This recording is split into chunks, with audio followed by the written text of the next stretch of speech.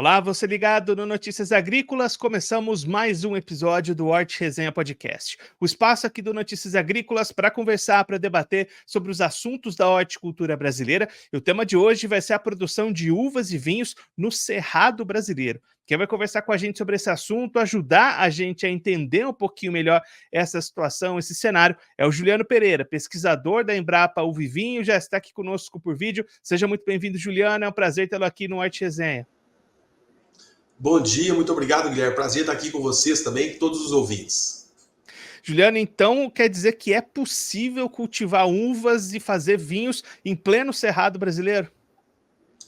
Com certeza, a videira é uma planta que se adapta a vários tipos de climas e solos, exceto solos alagadiços e com uma barreira física que impeça o desenvolvimento, mas solo arenoso, argiloso, mais ou menos fértil, ela se adaptou muito bem à origem vindo da Europa, e aqui no Brasil entrou há 500 anos, desde o descobrimento.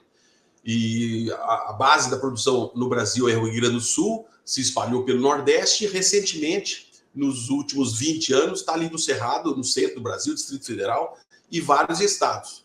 Então a videira começou essa atividade recentemente no Cerrado brasileiro, de uma técnica que se chama dupla poda, que podemos aprofundar como é que é isso, mas ela está se adaptando a várias regiões do Brasil. E aí, Juliano, que tipo de adaptações foram necessárias para fazer essa produção nessa região? Você comentou aí essa questão da dupla poda, teve alguma outra também adaptação em cultivo, em calendário que é necessário? Exatamente. Eu acho que é importante fazer um breve resumo sobre a viticultura do Brasil. O Brasil é o único país do mundo que nós temos 3 tipos de viticultura, em função de datas de poda e colheita, em função de clima e o homem, né? Terroir é uma palavra francesa, quer dizer influência do clima, do solo e do homem nas decisões. A viticultura tradicional, que é aqui do Rio Grande do Sul, Santa Catarina, Paraná, que é a mesma da França, dos Estados Unidos, da China, do hemisfério norte, da Austrália, da África do Sul, do Chile, da Argentina, que é uma poda e uma colheita por ano. E essa colheita aqui no hemisfério sul ocorre no verão, entre dezembro e março, dependendo das variedades, precoces, intermediárias e tardias. Essa primeira viticultura tradicional que chamamos, ela é centenária aqui no Brasil, né? A segunda, ela é mais recente, começou na década de 80, no Vale do São Francisco, chamamos de vinhos tropicais. São 2 podas e 2 colheitas por ano. Uma planta produz 2 vezes por ano. E quando o produtor definir, né, ele que define em função do mercado, do manejo, da tipicidade, da estrutura física, tancagem, etc.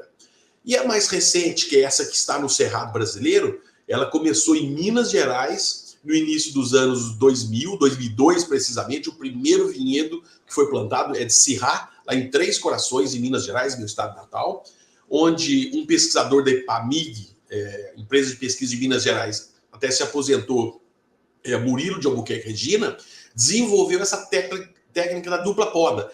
Em Minas e São Paulo também tinha essa produção de verão, onde as características dessa região do Sudeste, muita chuva ali, dezembro, janeiro, fevereiro, março. O que o Murilo fez? Ele tirou essa produção do verão e jogou para o inverno, chamando técnica da dupla poda. Por quê? Aqui no hemisfério sul, todos podam a videira em agosto, está sendo podada nesse momento, agosto, setembro, e as colheitas obrigatoriamente ocorrem de dezembro a março. O que ele fez em Minas? Isso se espalhou para São Paulo, Goiás, Mato Grosso do Sul, Distrito Federal, no Cerrado brasileiro.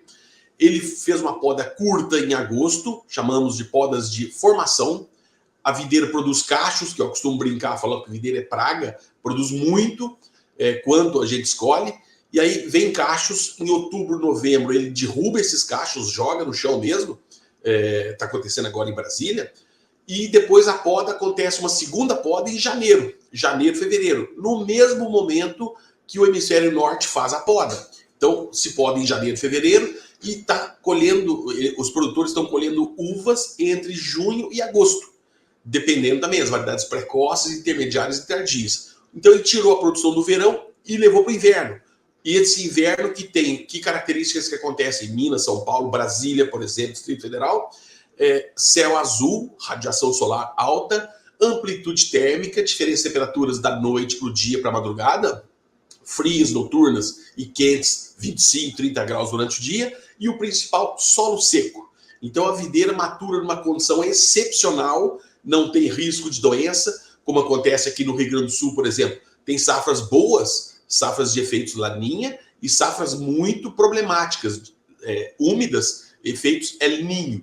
E essa condição do Brasil Central no Cerrado, o risco de perder é muito pequeno, porque é uma condição bastante seca que acontece no Cerrado brasileiro, Distrito Federal, Brasília, e começou em Minas Gerais, que é a mesma condição climática muito parecida. E o Murilo se baseou na maturação do café para ajudar, onde faz bons cafés, segundo ele, se faz bons vinhos, e acertou. É uma produção muito interessante, que se concentra nos meses de inverno no Brasil e que está dando muito certo, viu, Guilherme? E aí, Juliano, você comentou aí, enquanto você falava, alguns estados. Hoje, qual que é esse mapa da produção de uvas no Cerrado? Onde é que a gente consegue encontrar nesse momento essa produção acontecendo? Olha, é muito recente, se não me engano, no Distrito Federal ali, Brasília e Goiás, não tem 100 hectares de vinhedos ainda. A viticultura de inverno, dos vinhos de inverno no Brasil, hoje, está na faixa de 1.000 hectares, espalhados aí de Minas, São Paulo, Goiás, Distrito Federal, Chapada Diamantina na Bahia, Rio de Janeiro, Espírito Santo. Praticamente todos os estados do Sudeste e Centro-Oeste possuem videiras com foco em vinhos de inverno. E na Chapada Diamantina, na Bahia, que é uma condição fria em altitude. Essas condições de produção de vinhos de inverno estão entre 600 metros de altitude até 1.300. Regiões mais baixas, como é muito quente, não se enquadram. Até os produtores criaram uma associação, chama Amprovin, Associação Nacional de Produtores de Vinhos de Inverno, que está nessa faixa aí, nesse mapa, entre 600, 650 até 1.300 metros de altitude, que estão mantendo uma característica bastante interessante, promovendo uma excelente maturação para as videiras, uma safra de alto potencial enológico, que chamamos, vinhos que expressam uma excelente tipicidade e uma identidade. Variam ali as características dos vinhos de inverno de Minas, de São Paulo, de Brasília, de Goiás, são sutis, mas a videira responde muito bem ao terroir, que é único, cada parcela é única. Mas essa condição de inverno nesse Brasil Central e no Cerrado está nos chamando muita atenção. Estamos desenvolvendo alguns projetos em parceria. A ideia é o ano que vem, em 2025, a Embrapa, o Vivim com a Embrapa Cerrados, implantar vinhedos experimentais com tecnologias da Embrapa em Brasília, dentro da Embrapa Cerrados, e aprofundar, avançar nessas questões técnicas que são demandadas sempre pelos produtores. E aí, Juliana, essa produção de vinhos, né, recente, mas já sendo reconhecida, né? Tem inclusive premiações já reconhecendo a qualidade desses vinhos produzidos aí no Cerrado, né? Exatamente, isso está nos chamando muita atenção. Vinhedos que não têm 5 anos. Sabemos que na Europa, no Velho Mundo, videiras de 10, 20, 50, 80, 100 anos que dão grandes vinhos. Em Brasília, por exemplo, vinhedos de no máximo 5 anos já ganharam prêmios de degustações importantíssimas, chanceladas pela OIV, que é a Organização Internacional da Vinho e do Vinho, que o Brasil faz parte, 50 e poucos países, a BR, Associação Brasileira de Enologia, degustações às cegas, onde nós, enólogos, não sabemos o que estamos degustando, não vemos rótulos, só o produto ali na taça. O ano passado já ganharam prêmios de grande ouro, que é acima de 93 pontos. Esse ano também já teve o concurso Brasil Wine Challenge, já ganharam também, empresas já ganharam prêmios de grande ouro também, dentro dos grandes vinhos do Brasil. Degustamos a semana passada a Avaliação Nacional de Vinhos da Safra 24, vinhos que serão revelados dia 19 de outubro. O ano passado, um de Brasília já ganhou dentro dos 16 melhores. Esse ano já tiveram as degustações, serão revelados 19 de outubro, mas nos chama muita atenção, viu, Guilherme e ouvintes, que videiras muito jovens já estão ganhando prêmios em concursos de excelência, comparados com vinhos de videiras velhas aqui do Brasil. Então, o futuro é promissor para essa condição vitivinícola do Cerrado brasileiro. E olhando justamente para esse futuro, Juliano, o que que você imagina daqui para frente? Qual que é o potencial de crescimento? Você comentou agora há pouco, né? Ainda poucas áreas fazendo essa produção. A gente pode enxergar um futuro com essa produção se expandindo cada vez mais nessa região? Com certeza, esse é o nosso objetivo. Eu até brinco, falo que o nosso objetivo é forrar o Brasil com videiras. Porque a videira é uma planta que o agronegócio é muito importante para o Brasil, de grãos, pecuárias, de corte, leite, etc. Mas a vitivinicultura, a produção de vinhos, tem um diferencial muito grande, onde uma produção de pequena escala, em 1 hectare, um produtor ganha dinheiro, gera emprego e o principal, atrai turista, né? Em grãos e pecuárias, precisa de grandes áreas, grandes escalas. Bom, é uma atividade que pode ser indicada para agricultura familiar. Aqui na Serra Gaúcha são mais de 5 mil, 10 mil produtores que têm no máximo 2 hectares. Então, uma agricultura familiar que gera emprego, renda e atrai turista. Então, nós esperamos, com esse sucesso da vitivinicultura de inverno no Brasil Central, em especial no Cerrado, nós ampliarmos essas áreas. Áreas de grandes produtores, por exemplo, que plantam milhares de hectares de soja ou pecuária, plantar 1 hectare é o que está acontecendo. Algumas em Brasília, a Vinícola Brasília, por exemplo, está fazendo um belíssimo trabalho, uma associação de 10 produtores, e está mudando o cenário. Nós tivemos mês passado lá, disseram que o enoturismo está crescendo demasiadamente. A procura por esses vinhos de inverno também está muito grande. Então, a nossa missão é fazer isso, divulgar o potencial dessa atividade vitivinícola para várias regiões do Brasil, em especial para esse cultivo de inverno, onde os riscos de perder uma produção são muito baixos, né? A colheita de inverno permite que a videira ali seja manejada, tem um custo a mais, porque são 2 ciclos, o ciclo da formação e depois o ciclo de produção, mas o potencial enológico, a característica, o que vinho não tem melhor ou pior, tem vinho seco ou suave, no Brasil vinho de mesa, que é feito com Isabel, Bordeaux, Niágara, as variedades americanas, ou vinho fino, que é feito com Syrah, a mais importante tinta dos vinhos de inverno, ou Sauvignon Blanc, ou Cabernet Sauvignon, ou Merlot, Chardonnay, etc.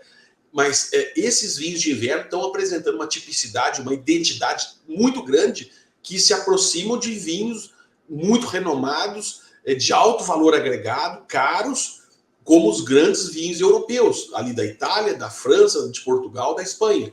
Então, se está tendo essa resposta em vinhedos que têm 5 anos de idade, imaginemos esses vinhedos com 10 anos, com 15, com 20. Né? Eu costumo brincar que serão os grandes vinhos do Brasil, mais renomados, e, na minha opinião pessoal, vai mudar a história do produto, tanto nacional quanto internacional. Então, nossa equipe aqui da Embrapa Vivi, nós estamos muito assim, atentos e querendo contribuir com essa evolução para mostrar o potencial dessa atividade, que não precisa plantar 10 hectares, 50 hectares. Com 1 hectare, o investimento é muito caro, envolve bastante recursos para elaborar, mas é uma atividade que a médio e longo prazo tem trazido grandes benefícios, não só para o setor, para quem planta, mas para toda uma sociedade, toda uma economia de restaurantes, hotéis, etc, etc. A vitivinicultura tem o potencial de atrair o enoturista, o que não tem a soja, o algodão, o boi, etc. Então é uma atividade diferente que nós estamos querendo mostrar que pode ser uma alternativa altamente rentável e que muda uma história de uma região para essa região do Cerrado brasileiro. Esse ponto do enoturismo que você comentou, Juliano, também é um potencial bastante grande, né? A gente vê bastante esse tipo de turismo em outros países. Também é possível a gente fomentar e crescer essa área aqui no Brasil também, né? Com certeza. Um exemplo disso é a Serra Gaúcha, onde estamos aqui. Aqui você gera emprego e renda para várias cadeias, né? O enoturista, onde produz vinho, ele quer ir lá visitar, degustar e comer a enogastronomia também, comer aquela comida típica. Isso está acontecendo, está mudando muito lá no Vale de São Francisco, tem uma estrutura enoturística muito bacana também, o Vapor do Vinho, um barco que circula no São Francisco, o Trem dos Pampas está começando ali na Campanha Gaúcha, aqui no sul do Rio Grande do Sul. No Distrito Federal, em Brasília, Vila Triac e outras estão recebendo, já estão com pacotes enoturísticos que o turista vai lá degustar os vinhos, ver a produção do queijo, do cachorro que vai pastorear ali as ovelhas. Enfim, está mudando. Eu já ouvi dizer que os valores de hotéis ali na região estão aumentando muito, porque a procura aumenta demais. Eu costumo falar que o enoturista ele sai lá da China, do Cazaquistão, e vai visitar uma região vitivinícola, principalmente onde os vinhos expressam essa característica de alta tipicidade, de alto valor agregado, de uma identidade regional. E isso está acontecendo com os vinhos do Cerrado, e o enoturismo, eu tenho certeza que vai bombar na região do Distrito Federal, nesse Brasil Central, Centro-Oeste, Sudeste. Isso aí vai contribuir muito com o agronegócio brasileiro. É uma atividade completamente diferente, onde o retorno é de médio e longo prazo, não é igual plantar feijão, arroz, milho, que em 2, 3 meses está colhendo e vendendo. Precisa de 5, 8, 10 anos para você ter um retorno que o investimento por hectare e na indústria, na vinícola para vinificar, é um investimento bastante elevado, mas é altamente rentável, como vimos em outras regiões que acompanhamos no início também, como Chapada Diamantina na Bahia, começaram em 2009, 2010, hoje já estão lá com um número limitado de garrafas por CPF, 1, 2 por CPF só. Isso está acontecendo em Brasília. A demanda está muito grande no Distrito Federal de consumidores e não tem produto no mercado ainda. Então a tendência é aumentar cada vez mais e os produtores já querem aumentar os seus vinhedos. A demanda já é muito grande perto do que já está no mercado. Viu, Guilherme? Então, uma expectativa muito boa para o futuro promissor desses vinhos de inverno no Cerrado brasileiro. E aí, Juliana, ao longo dessa nossa conversa, você citou aí várias empresas, várias instituições, é um crescimento e uma evolução com várias mãos, né? Várias pessoas trabalhando junto para trazer essa evolução para o setor, né? Exato. É o ônus e o bônus de uma empresa, de um produtor que queira plantar. Né? O pioneirismo, né? O pioneirismo tem o ônus e o bônus. Né?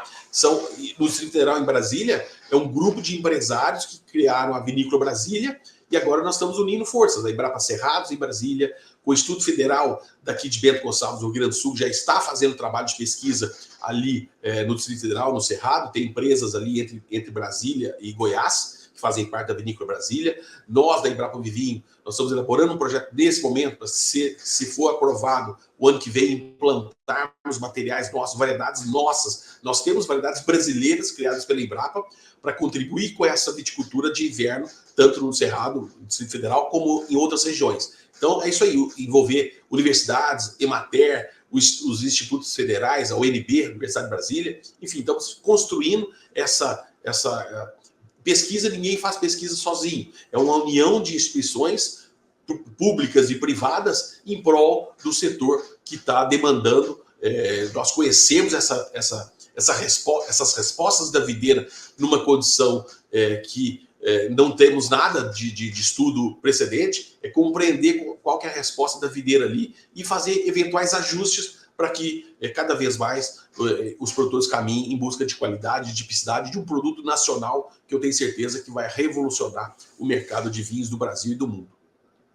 Juliano, muito obrigado pela sua participação, por ajudar a gente a entender melhor todo esse cenário e esse potencial de crescimento que tem a produção de uvas e vinhos nessa região do Cerrado brasileiro. Se você quiser deixar mais algum recado, destacar mais algum ponto para quem está acompanhando a gente, pode ficar à vontade.